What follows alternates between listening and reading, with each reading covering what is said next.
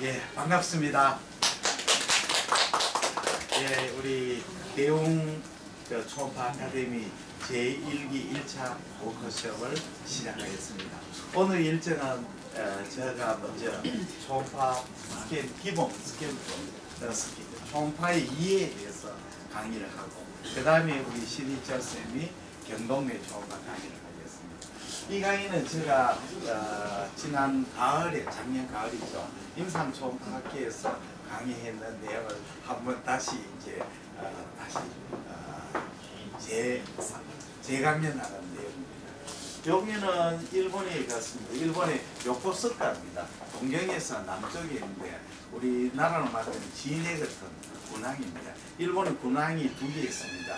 일본 동경 밑에 요코스카 항이 있고, 또 규슈에는 사세보 항 두 군데가 있는데, 여기에 가면 제가 가는 데는 요 배 때문에 그렇습니다. 이 배가 뭐냐면 일본의 미카사라고, 일본의 영국에서 만든 전함인데, 레일 전쟁 때 이 도고 원수입니다. 이 분이 도고 원수가 미카사 함에서 타고 일본의 러시아의 발틱 함대를 경멸했습니다. 그런데 레일 전쟁 때 이제 러시아 전함이 쭉 아프리카를 거쳐가지고 인도양을 거쳐가 대한해협으로 들어가가 우라지보스로 들어가게 했거든요.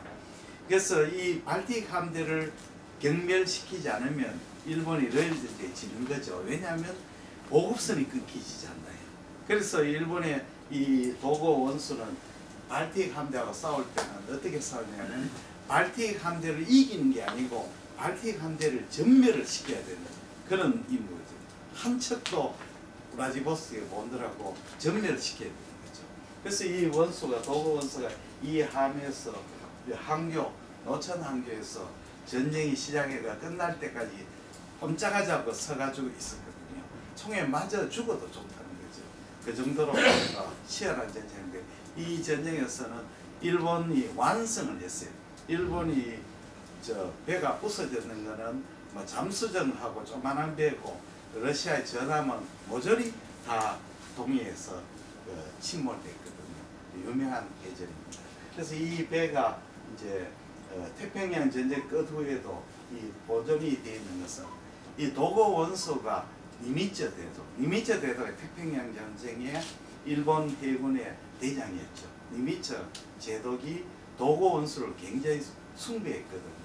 그러니까 도고 원수가 그 레일 전쟁 후에 일본에 그때 행사했을 때 니미츠가 그 당시에 중인가 그랬습니다. 그래서 일본에 와가 도고 원수하고 서로 만났거든요. 물론 만났다고 해도 인사드리진 거죠. 근데 니미츠 제독이 도고 원수를 숭상해가지고 태평양 전쟁 후에도 이 배를 보존하도록 지시를 했거든요. 한번 가보시면 역사적인 배입니다. 네, 그러면 좋은 초음파 영상을 위한 기계 조작법입니다. 제가 쓰고 있는 초음파 기계입니다. 이게 알피니온 기계입니다. 알피니온이 메디슨의 직원들이 만든 기계인데, 지금 퀄리티가 굉장히 많이 좋아졌습니다. 지금 쓰는 데는 뭐 거의 불편 없이 잘 쓰고 있습니다. 초음파 검사의 특징은, 이건 리얼타임한 검사거든요. 이 검사와 동시에 진단을 해야 되는 아주 특이한 검사입니다. 그래서 초음파 검사는 다른 검사와 틀리고 독하기 굉장히 어렵습니다. 왜냐하면 다른 거는 책으로 공부할 수 있지만 초음파 검사는 독하기 어렵기 때문에 처음에 배울 때 잘 배워야 됩니다.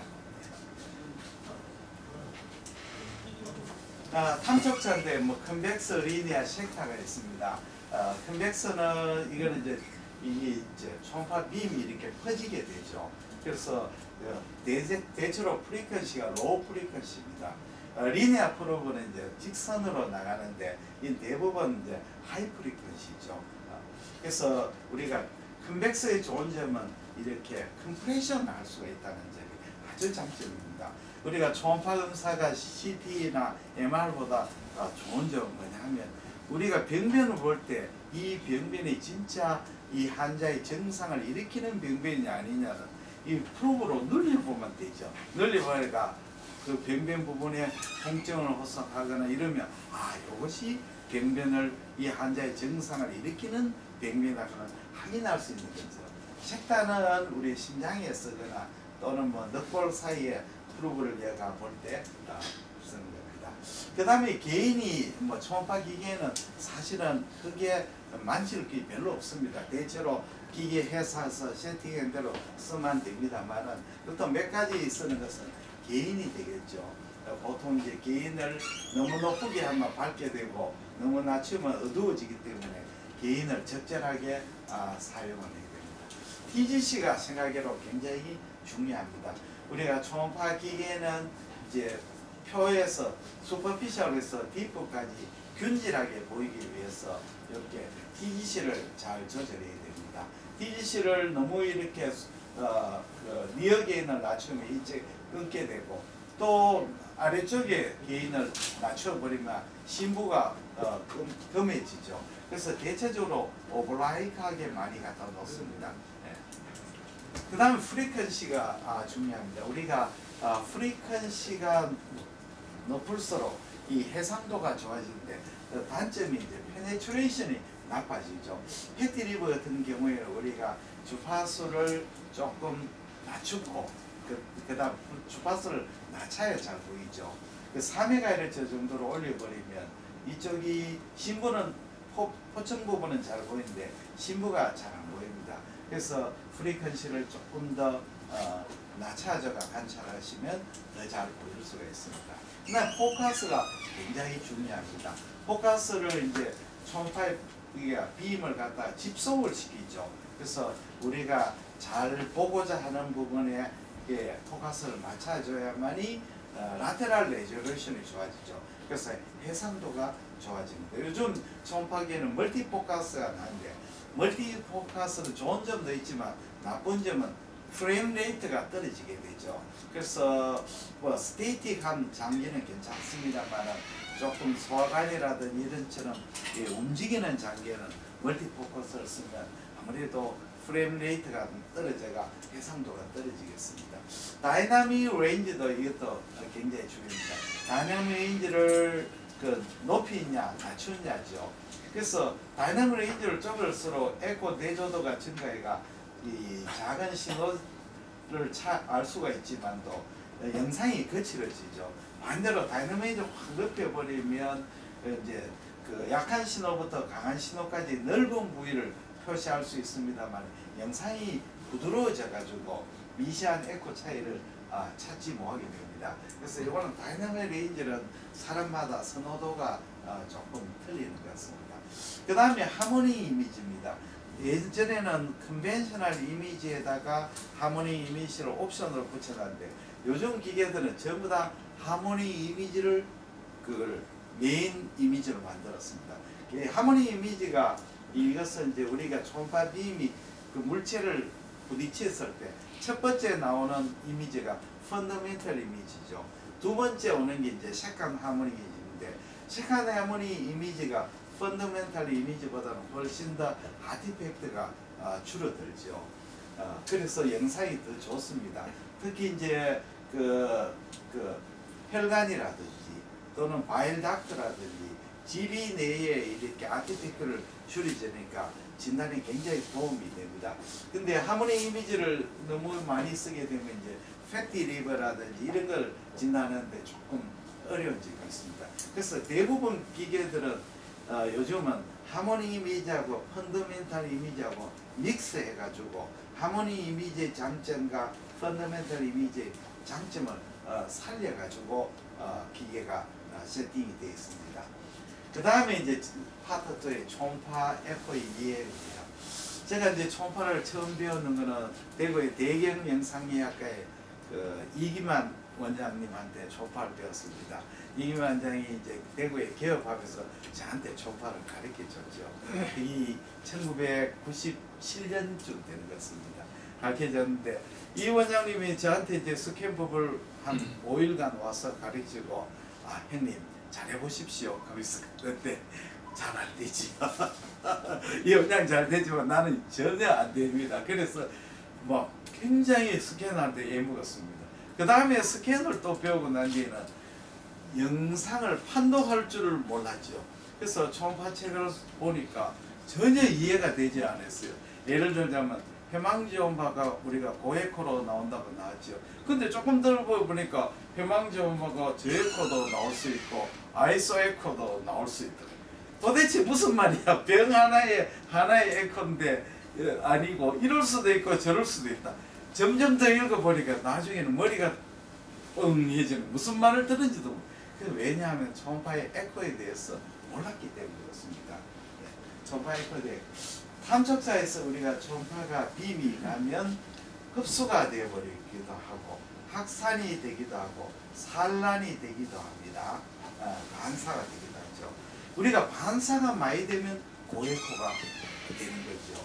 그리고 흡수가 돼가 전혀 돌아오지 않으면 무에코가 되죠. 그리고 반사가 약간 되거나 산란이 되면 산란이 되가 우로 올라오게 되면 어떻게 되겠습니까? 에코제니시티 하죠. 그렇죠.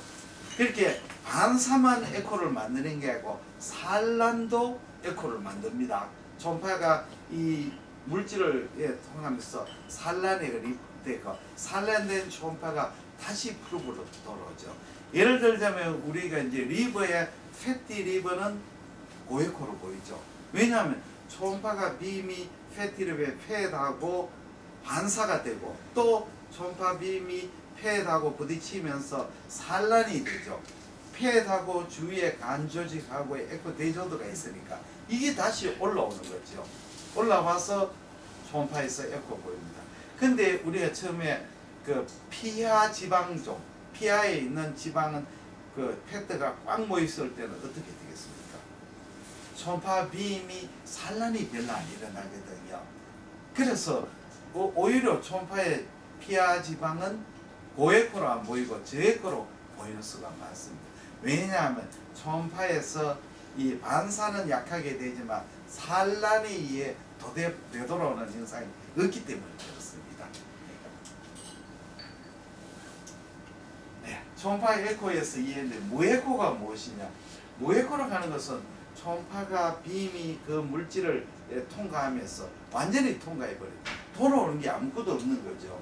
헤파티시스트가 이해가 됩니다. 헤파티시스트는 내부가 무에코가 되죠. 그리고 초음파 뒤에 후방음량 증강이 있습니다. 후방음량 증강이 생기는 메커니즘은 물을 통과하면서 음량이 증가되어 있는 게 아니죠. 물을 통과하면서 초음파가 감쇄가 적게 일어나가지고 많은 초음파 빔이 통과합니다. 그렇게 되면 왜 후방음량 증가했냐면 우리 초음파기에는 세팅을 어떻게 했냐면 표면에서 신부까지 균질하게 보이기 위해서 뒤쪽으로 신부 쪽으로 초음파의 강도를 기계의 강도를 올려놨습니다. 쉽게 말하자면 우리 의과대학에서 시험을 치면 1등이 80점 붙고 꼴찌가 40점을 따면 선생님이 20점, 교수님이 플러스가 1등을 100점, 꼴찌가 60점으로 만들어주죠. 그 뜻입니다. 그러니까 기계에 의해서 후방음량이 증강이 되는 거죠. 예, 그 다음에 리프렉션입니다. 이 초음파는 각 물질을 통과할 때 이 물질하고 이 물질 사이에 초음파의 벨로시티가 틀리게 됩니다. 물하고 가한 실질하고의 벨로시티는 물보다 가한 실질이 벨로시티가 높죠. 그래서 이 벨로시티가 높은 데에서 낮은 데로 하면 안쪽으로 리프렉션 됩니다. 반대로 벨로시티가 낮은 데에서 높은 데로 갈 때는 바깥쪽으로 리프렉션 하게 됩니다. 이게 굴절이죠. 이것이 이제 리프렉션 되기 때문에 라테랄 섀도를 만들게 됩니다. 초음파의 여기에 캡슐 두께 때문에 라테랄 섀도가 되는 것이 아니고 초음파의 빔의 리프렉션 때문에 생기는 겁니다. 예, 그래서 우리가 이제 간낭종하고 저에코 간시법하고 초음파상에 감별하기 어려울 경우가 굉장히 많습니다. 자 보시면 요거는 아네코의 시스터고 요거는 그 로에코, 저에코의 간시법인데 시스터하고 HCC는 임상적 의미가 하늘과 땅 차이죠. 야구로 말하자면 요 3할 타자하고 2할 9푼 구리하고 시즌에 한 안타가 서너 개 차이밖에 안 되지만 연봉 협상에서는 3R하고 2R9%는 하늘과 땅 차이죠. 그래서 헤파틱 시스터하고 HCC와 관계는 여러 가지 있습니다만 가장 중요한 것은 경계면입니다. 이 시스터하고 리버 실질하고 음양 계면차가 크기 때문에 요게 음양 계면차가 큰 부분에 반사를 많이 해가지고 고에코를 보입니다.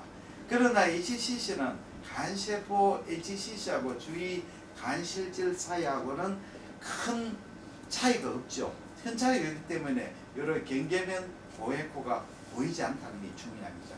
우리가 간에서 그 초음파에서 내질의 벨로시티의 차이가 있거나 내질의 그 전파 속도가 차이가 많은 물질의 경계에서는 강하게 반사를 한다는 게 중요한 소견입니다. 그 다음에 강에코는 후광음영이 동반하는 고에코를 강에코로 하죠. 칼시피케이션 경우에는 뒤에 클리어 섀도우를 만듭니다. 그 다음에 이렇게 공기도 강한 에코를 만듭니다. 공기는 아주 극소량의 공기는 점상 고에코로 만들죠. 그러나 이제 소량의 공기는 밴드 모양의 고에코를 보이는데 공기가 이렇게 있고 4개의 공기가 모이고 그 안에 물이 액체가 있으면 공기가 요 안에 들어가가 리버버레이션을 일으키가 이런 링다운 아티팩트를 만들게 됩니다. 여기 링다운 아티팩트. 링다운 아티팩트란 말은 요 공기가 있고 공기 안에 액체가 있다 하는 걸 시사하는 아주 중요한 소견이 됩니다. 그리고 이제 공기가 많이 저류할 때는 이렇게 더티한 섀도우를 만듭니다. 그래서 이거는 칼시피케이션의 클리어 섀도우하고는 대조되죠. 그래서 이것이 칼시피케이션이 아니고 공기를 하는 걸 시사하는 소견입니다.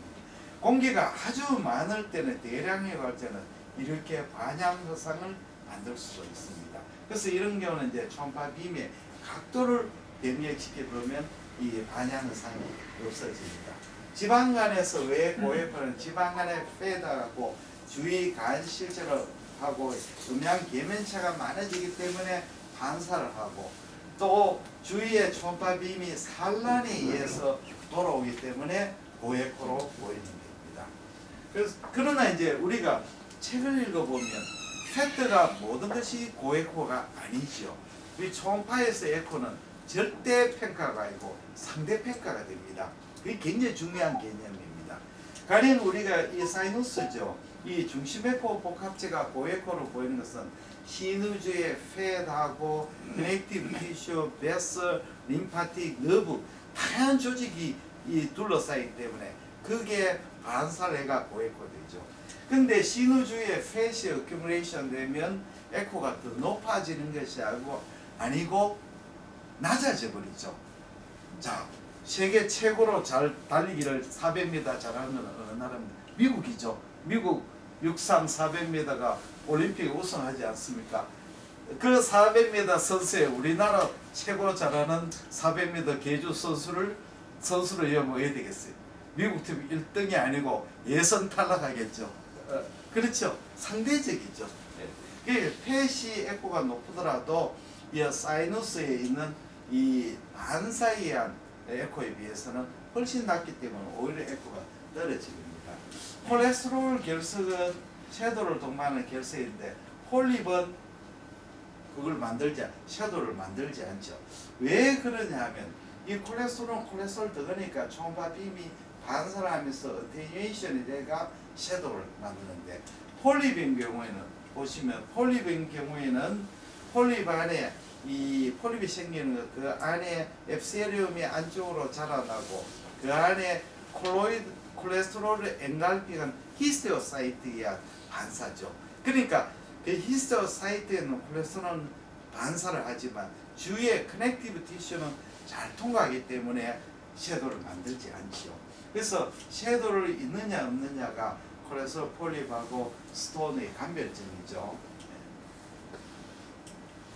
그 다음에는 이제 콜로이드가 고에코입니다. 우리 갑상선이 고에코로 보이는 것은 갑상선 안에 물주머니 안에 콜로이드가 꽉 차 있죠. 콜로이드가 강한 반사를 일으키고 또 폴리큘러 에피텔리움하고 콜로이드하고 사이에 또 음양 계면차가 크니까 반사를 일으킵니다. 그러나 여기 이제 파피러리 캔서인데 파피럴 캔서가 왜 저에코로냐면 파피럴 캔서는 이렇게 파이브로바스큘러 번들 중에 유도암 세포가 막 증식하게 되죠. 암 세포가 증식이 되면 이 초음파 빔이 페네트레이션이 좋아져 가지고 결국 에코제니가 떨어지고 콜로이드를 없애게 되죠. 이렇게 해서 에코가 떨어지게 되는 거죠. 그 다음에 섬유결합 조직이 고에코로 보이죠. 우리가 콜란지오시에게는 세포가 적고 파이브러 티슈와 커넥티브 티슈가 굉장히 많죠. 그렇기 때문에 고에코로 보입니다. 그런데 판크레아스 캔서는 오히려 저에코로 보이죠. 판크레아스 캔서도 콜란지오시에처럼 세포가 적고 커넥티브 티슈가 굉장히 많습니다. 고에코로 보이는데 고에코가 아니고 저에코인 것은 판크레아스 주위에 워낙 에시나리 주위에 패트가 어큐뮬레이션 되어 있죠. 그러니까 상대적인 거죠. 리버의 에코에 보여서 파이브러 티슈가 훨씬 많으니까 고에코로 보이고, 이거는 파이브러 티슈가 많더라도 판크레아스 에시나리 주위의 팻에 비해서는 오히려 에코가 낮기 때문에 상대적이죠. 우리가 대구의 경상북도에 한 10명 되는 학교에 1등하는 학생이 서울 대원외고에 가면 1등 하겠습니까? 못하지요. 물론 가가 대한민국 1등 같으면 당연히 1등이죠. 뭐 울릉도 1등, 독도 1등, 뭐 대한민국 최고로 하면 뭐 최고지만 그렇지 않죠. 상대적이죠. 예. 그 다음에 염증세포가 침륜이 되면 에코가 고에코로 보입니다. 사진이 죽어버렸네요. 옮기는 도중에. 처음에는 염증세포가 침륜이 돼가 고에코로 보이다. 다음에 액체 저류가 생기면 에코가 떨어지게 되는 거죠. 보이네요. 이런 식으로 에코가 떨어지게 됩니다. 그 다음에 메타세이 캔서에서 보시면 우리가 메타스 캔서에 코아귤레이션 레코노시스가 되면 고에코로 보입니다. 전이성 간종양이 저에코로 보이는 것은 세포 성분이 많은 전이성 간종양은 저에코로 보이는 경우가 많습니다. 그러다가 종괴가 증식되가 중심부가 변성을 일으키면 코아귤레이션 네크로시스는 고에코로 보이다가 센터 부분에 시스틱 디제너레이션을 해버리면 중앙 부분은 무에코로 보이죠. 그 다음에 우리가 고에코로 보이는 종괴는 어떤 것이냐? 우리가 고에코로 보이는 종괴는 첫째, 이 종괴가 안에 고에코 성분을 많이 가졌습니다. 예를 들면 팻이나 뭐 파이브로시스나 뭐 이런 것을 뭐 칼시피케이션을 가지고 이런 물, 이런 거 있으면 고에코로 보이죠. 그렇지 않고 고에코 성분이 아니라도 이 음양의 계면차가 큰 다양한 구조물로 구성실 때는 고에코로 보입니다. 자, 해망지오마죠. 해망지오마는 안에 무산 바스큘러 레이크가 있고 여기 엔도세리움 안쪽에 브라더 주위에 커넥티브 티슈 이 연결이 되어 있습니다. 초음파 빔이 통과하면서 엔도세리움 파이브로시스 안에 있는 혈관 내강하고 통과하면서 강하게 반사를 해가 고에코로 보이는 거죠. 그래서 우리가 초음파에서 고에코는 딱딱한 것이 아니고 반사가 많이 되는 거죠. 그렇죠. 통과가 잘 되면 에코가 떨어지지 딱딱하고 소프트하고는 아무런 관계가 없는 거지요. 그래서 에코제니스가 고에코지만 경우에 따라서는 변연의 고에코가 보이는 게 이거는 안쪽에 디제네이션을 일으키가 베스큘러 레이크가 커지거나 이러면 초음파 빔이 잘 통과하니까 에코가 떨어지는데 변연의 고에코로 보이는 경우에는 어떻습니까? 해망점의 페리페리는 비교적 마이크로바스큘러 스트럭처를 유지하기 때문에 마지널스트록 에코로 보이게 됩니다. 간세포암이 저에코로 보이는 경우 많죠. 왜 그러냐면 정상 간 조직에 비해서 간세포암은 세포가 균질하고 세포가 정상간 세포보다 작고 세포의 밀도가 적어도 4배에서 6배로 많아집니다. 그러니까 우리가 정상간 조직은 다양한 조직인데 암세포가 되면 세포가 밀집이 되버리죠. 이렇게 되면 초음파의 페네트레이션이 좋아져 가지고 에코가 저에코 되는 거죠. 그러나 이제 스몰셀 CA도 고에코로 보이는 것은 웰디프라이 HCCA처럼 지방 침륜이나 사이누소이드가 확장되거나 이 조직의 스트럭처가 슈도그랜줄러 포메이션이 되어버리면 반사를 많이 해가지고 고에코로 보이게 됩니다. 이렇게 사이너소이드가 확장되거나 이렇게 셰프가 단간을 주위로 슈도그랜줄러 포메이션 되면 이렇게 고에코로 보이게 되죠. 그러나 대부분 패드 어큐뮬레이션하고 관계가 많습니다. 그 다음에는 우리가 조직에서 급성염증적인 조직의 액체 저류가 되면 저에코로 보이죠. 이 이제 소감 배기를 그 정상 레이어는 5 레이어가 에코가 틀리면 제일 처음이 고에코는 내강하고 엡세리움하고 강한 반사에서 고에코로 보이죠. 제2층은 서브 엡세리아라고 무스큘라리스 무코사가 이에서 저에코고, 제3층은 이제 서브무코사는 팽은 조직으로 구성되어 있기 때문에 반사가 많이 되어 고에코입니다. 제4층은 근육적인 초음파 빔이 잘 통과하니까 저에코고, 제5층은 장마층은 이 파이브로 티슈에 의한 거하고 이 시로사하고 바깥층하고의 경계면 에코에서 고에코로 보이는 겁니다. 그래서 이렇게 파이브 레이어로 보이게 됩니다. 그러나 이제 우리가 AGML이 될 때, AGML은 주로 무코사하고 sub무코사의 병변이죠. 여기에 에디마토스 체인지 되면 이 sub무코사하고 무코사가 커지고 에코가 떨어지죠. 그러나 청구조는 유지합니다. 그러나 어드밴스 게스트릭 캔서인 경우는 암세포가 침묘대가 파이브로스 데스모플라스 리액션에서가 백이 두꺼워지고 청구조가 없어지는 거죠. 그래서 우리가 AGML하고 어드밴스 게스트릭 캔서하고 청구조가 있느냐 없느냐로 구별을 할 수가 있습니다. 가장 문제가 되는 게 아이소에코입니다. 우리가 초음파에서는 에코의 대조도로 진단하는데 에코의 대조도가 나타나지 않으면 종괴를 진단할 수가 없습니다. 대표적인 예결이 해망지오마죠. 해망지오마를 초음파로 발견해가 CT를 찍으면 나는 분명히 해망지오마 한 개밖에 못 봤는데 CT는 서너 개 나오거든요. 왜 그러냐면 이거는 에코의 대조도가 없을 때는 초음파에서 디텍션이 안 되는 거죠. 반대되는 경우 있습니다.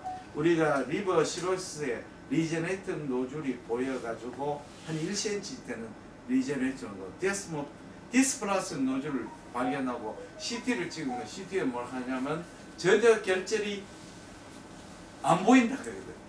그래서 초음파에서는 그 결절을 찾지만 CT, MR을 못 찾죠. 이거는 왜냐하면 초음파는 음향의 차이로 찾는 거고 CT는 엑스레이 밀도의 차이로 찾는 거니까 그게 메커니즘이 전혀 틀리기 때문에 그렇습니다. 그래서 우리 아이소에코 결절에서 디텍션하는 것은 첫째는 혈관이 밀린다든지 또는 돌출을 한다든지 이 FNH 이미지로 센터 부분에 이렇게 혈류가 보인다든지 이런 소견으로서 우리가 이제 디텍션 하는 거죠. 여기 아이소에코할 때 변연의 헬로가 없다면 에코라고 결절을 이야기할 수가 없죠. 그 다음에 마지막으로 우리가 이제 디스플라스 노즐이 바뀌어가 디스플라스 노즐 HCC 포사이가 되는 거죠. 여기에서 진행되면 스몰 HCC라는데 스몰 HCC는 사이즈가 2cm 이하를 스몰 HCC입니다. 거기에도 두 가지 개념이 있습니다. 여기에서는 early HCC, 프로그레스 HCC입니다. early HCC는 아주 경계가 불분명한 경우이고 프로그레스 HCC는 2cm 이하여도 경계가 명료한 걸 프로그레스 HCC로 이야기합니다. 그래서 요거는 조직학적으로 조금 분화도가 틀리게 됩니다. 그래서 옛날에는 혼용된데 스몰 HCC는 사이즈 개념이고 early HCC는 조직학적 내지 영상학적으로 경계가 명료하냐 불명량을 따져가지고 구분을 하고 있습니다. 그 다음에 내부가 불균질한 것은 HCC에 헬로가 있는 경우, 헬로가 있고, 그 다음 내부에 모자이크 패턴, 노즐인 노즐은 이거는 이제 그 우리 HCC를 시사하는 아주 중요한 소견이 되겠습니다. 벌사이사이는 우리가 메타스의 캔서가 래피드 그로잉 할 때 주로 생깁니다. 그래서 우리가 헬로를 동반하는 경우에는 이것이 슬로우 그로잉 하는 종양이다.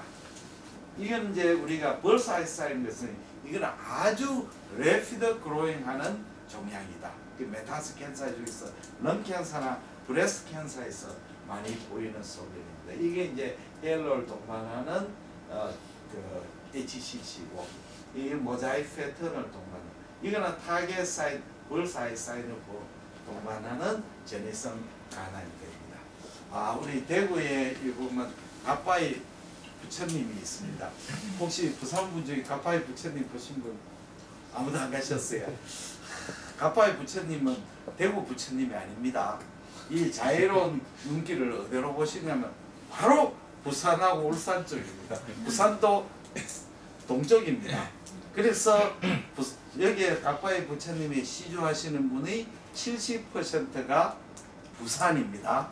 매일 부산에서 셔틀버스가 부산 시내를 돌아가 신도를 모아가 가빠에 보고 가빠에서 마치고 다시 부산 가가 부산을 한 바퀴 다 돌고 참배결을 하는. 그래서 70~80%가 부산, 울산, 양산 쪽입니다. 그래서 부산 선생님들은 가빠에 오셔가지고 여기에 참배하시고 단 조건이 있습니다. 부처님한테 물을 때는 절을 하던 한 가지 소원입니다. 멀티플하게 하면 안 됩니다. 가령 우리 아들 요번에 수능을 잘 치게 하십시오. 또는 우리 남편 사업 잘 되게 뭐 수능도 잘 치고 뭐 사업도 잘 되고 뭐 아들도 놓고 이가면 소용이 없습니다. 저도 가끔 안 될 책 내거나 무슨 이럴 때는 가빠이 부처님한테 참배하고 나면 반드시 영험한 일이 있습니다. 대단히 감사합니다. 그 다음에는